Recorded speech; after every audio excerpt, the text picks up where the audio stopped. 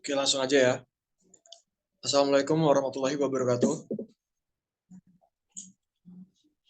Waalaikumsalam warahmatullahi wabarakatuh. Selamat siang semuanya. Saya Bisma Pamungkas. Pada kesempatan kali ini, saya akan mempresentasikan hasil diskusi kelompok 2, yaitu analisis butir soal dan taraf sukar, butir, dan daya beda butir. Oke, next slide.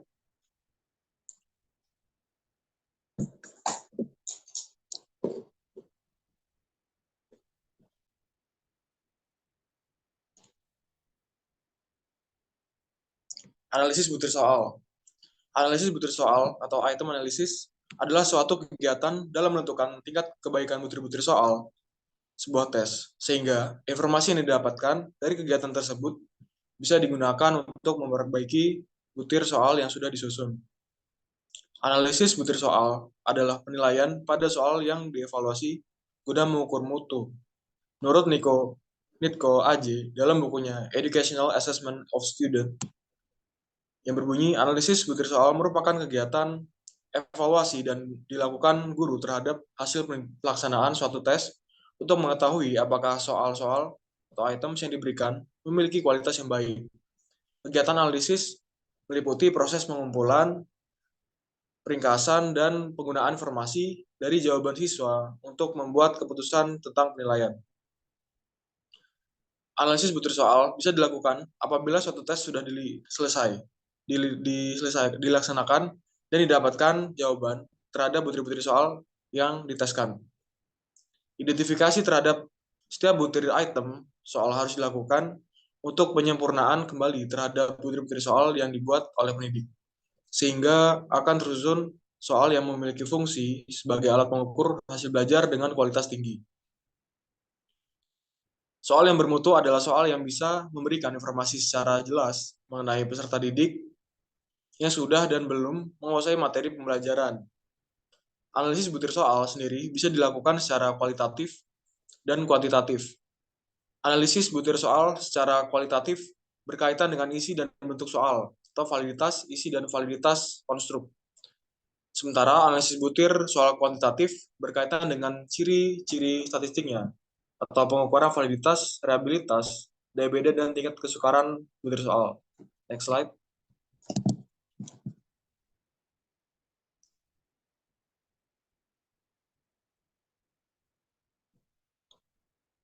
Selanjutnya, tujuan analisis butir soal. Yang pertama, mengkaji dan menelaah setiap butir soal supaya didapatkan soal yang bermutu. Yang kedua, dapat meningkatkan kualitas butir tes melalui revisi atau membuang soal yang tidak efektif atau tidak valid. Yang ketiga, mengetahui informasi diagnostik peserta didik mengenai pemahaman materi yang telah diajarkan. Next slide. Selanjutnya, ada manfaat analisis butir soal. Yang pertama, membantu pengguna tes dalam mengevaluasi kualitas tes yang digunakan.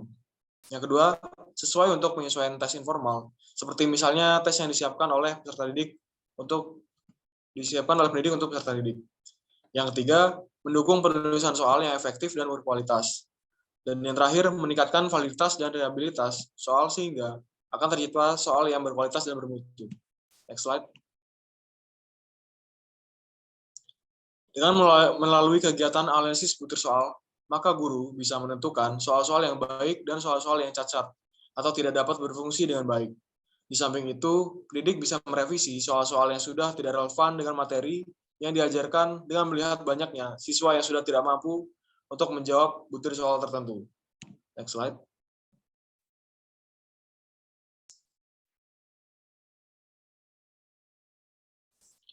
Tingkat kesukaran butir soal.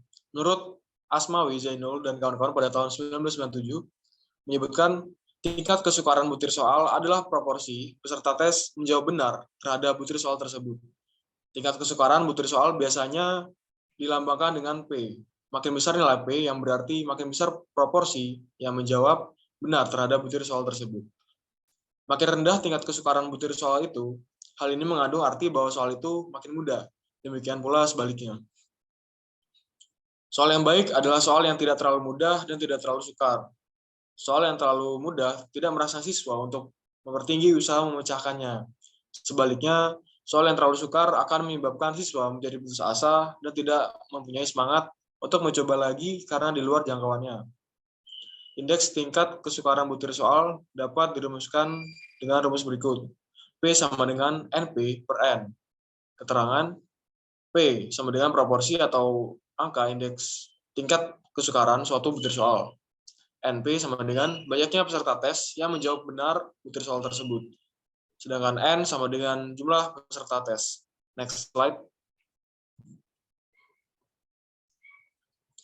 Berdasarkan rumus tersebut, maka rentang nilai indeks tingkat kesukaran adalah sebagai berikut seperti ada di PPT.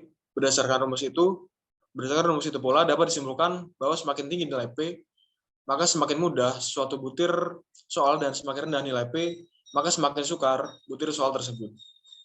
Pada analisis tingkat kesukaran, maka pengembang tes harus menentukan kapan suatu butir dipertahankan dalam satu tes dari sisi tingkat kesukaran.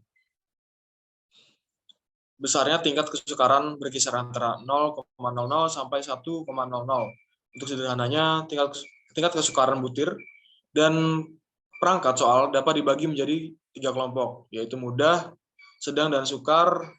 Sebagai patokan dapat digunakan tabel sebagai berikut. Bisa dilihat di tabel di PowerPoint. Next slide.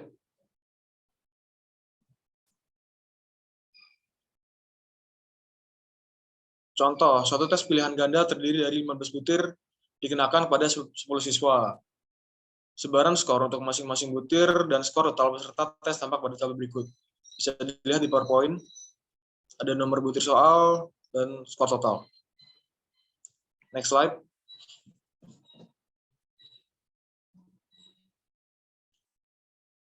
Dari tabel tersebut dapat diperoleh indeks tingkat kesukaran masing-masing butir sebagai berikut. P1 sama dengan 6 per 10 sama dengan 0,6, sedangkan P2 sama dengan 6 per 10 sama dengan 0,6, dan P3 sama dengan 9 per 10 sama dengan 0,9, P10 sama dengan 8 per 10 sama dengan 0,8. Fungsi tingkat kesukaran butir soal biasanya dikaitkan dengan tujuan tes. Misalnya untuk keperluan ujian semester, digunakan butir soal yang mempunyai P sedang. Untuk seleksi digunakan butir P soal yang tinggi atau sukar. Untuk diagnostik digunakan butir soal yang P rendah atau mudah. Indeks kesukaran dapat digunakan untuk memprediksi alat ukur atau soal tersebut dan kemampuan siswa. Misalkan suatu butir soal itu mudah, maka prediksi atas informasi tersebut adalah sebagai berikut. Next slide.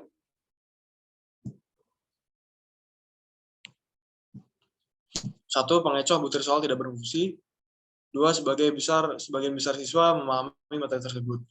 Misalkan, suatu butir soal itu sukar, maka prediksi atas informasi tersebut adalah sebagai berikut. Satu, butir soal tersebut mungkin salah kunci jawabannya. Dua, butir soal tersebut mungkin mempunyai lebih dari satu jawaban yang benar. Tiga, materi belum dipelajari. Empat, soal terlalu kompleks tidak sesuai dengan tingkat berpikir siswa. Next slide.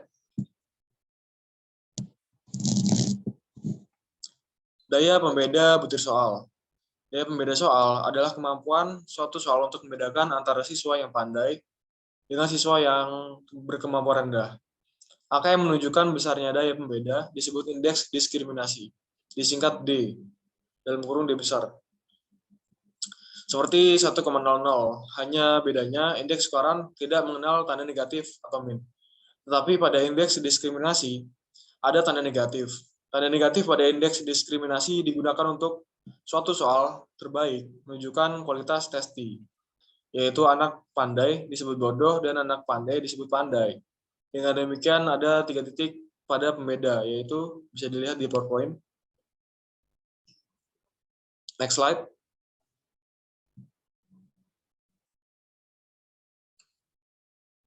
Bagi suatu soal yang dapat dijawab benar oleh siswa pandai maupun siswa bodoh, maka soal itu tidak baik karena tidak mempunyai daya beda.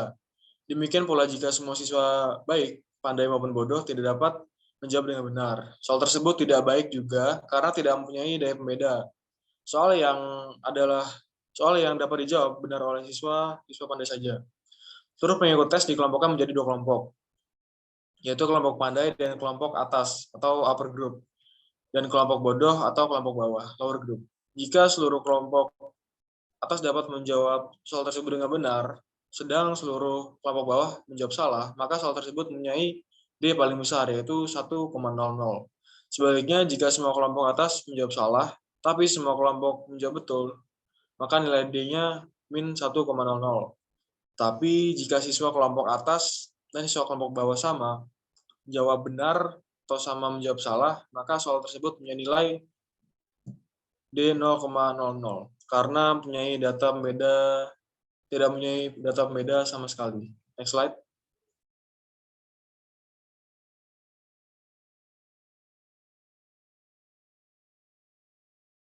Cara menentukan daya pembeda atau nilai D.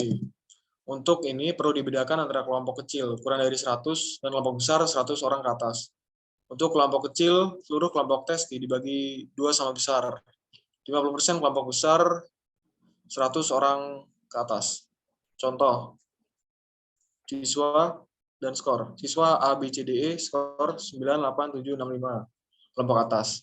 Sedangkan F, G, H, I, J dengan skor 5, 5, 4, 4, 3 kelompok bawah. Next slide.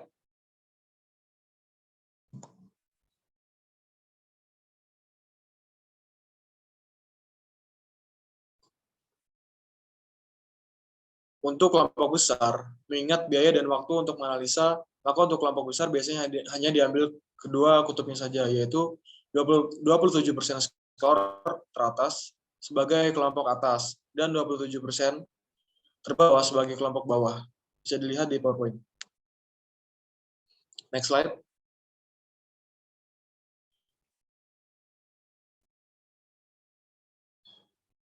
Next slide.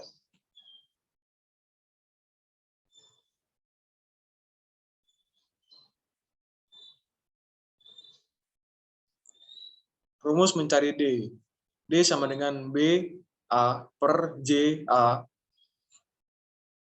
B per B sama dengan PA min PB per JB. Keterangan bisa dilihat di PowerPoint. J jumlah peserta tes, JA banyaknya peserta kelompok atas, JB banyaknya peserta kelompok bawah, BA banyaknya peserta kelompok atas yang menjawab soal itu dengan benar, BB sama dengan banyaknya peserta kelompok bawah yang menjawab soal itu dengan benar, PA sama dengan proporsi peserta kelompok atas yang menjawab benar, dengan PA BB proporsi peserta kelompok bawah yang menjawab dengan benar.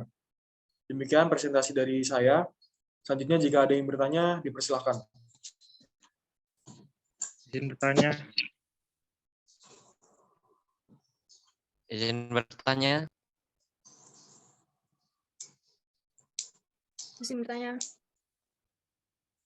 Jadi silakan kepada Mirna, Dimas, dan Hidayat tulis pertanyaannya di kolom chat.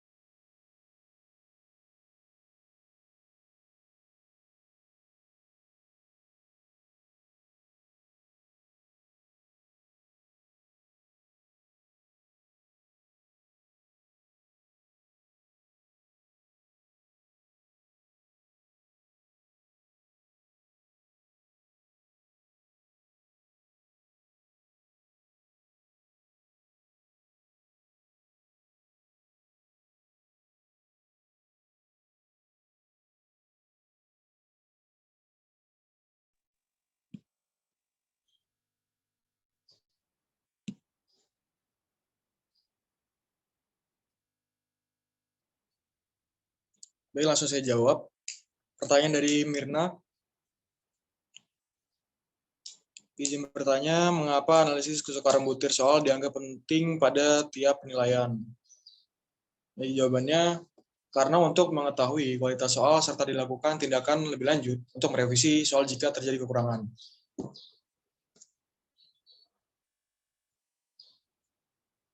Baik, Birna, apakah sudah jelas jawaban saya? Baik, sudah cukup jelas. Terima kasih, Bisma. Oke, sama-sama. Selanjutnya, pertanyaan dari Dimas Aristiawan.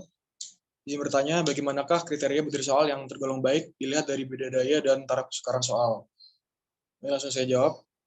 Untuk membuat butir soal yang baik, ada beberapa kriteria yang harus dipenuhi. Butir soal harus berkaitan dengan materi yang diajarkan, memiliki kesukaran yang tepat, memiliki keterangan yang jelas, memiliki pilihan jawaban yang tepat, memiliki skor yang tepat, dan memiliki pertanyaan yang bervariasi. Dengan memenuhi kriteria-kriteria tersebut, maka butir soal yang dihasilkan akan tergolong baik. Baik, Dimas, demikian jawaban dari saya. Apakah bisa dipahami? Baik, sudah jelas. Terima kasih. Oke, baik. Dari Hidayatullah, izin bertanya, dalam menganalisis taraf kesukaran dan daya beda butir soal, apakah hanya pada soal yang valid atau tidak valid juga? Sebentar ya, beri saya waktu sebentar.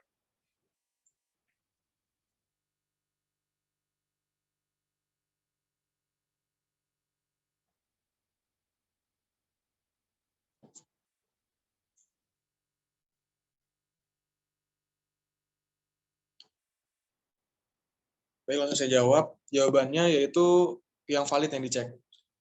Itu saja. Apakah jelas, Hidayat? Terima kasih Bisma, jawabannya sangat padat, singkat, dan jelas. Oke, baik. Terima kasih, Hidayat. Baik, demikian presentasi yang bisa saya laksanakan. Saya akhiri. Wassalamualaikum warahmatullahi wabarakatuh.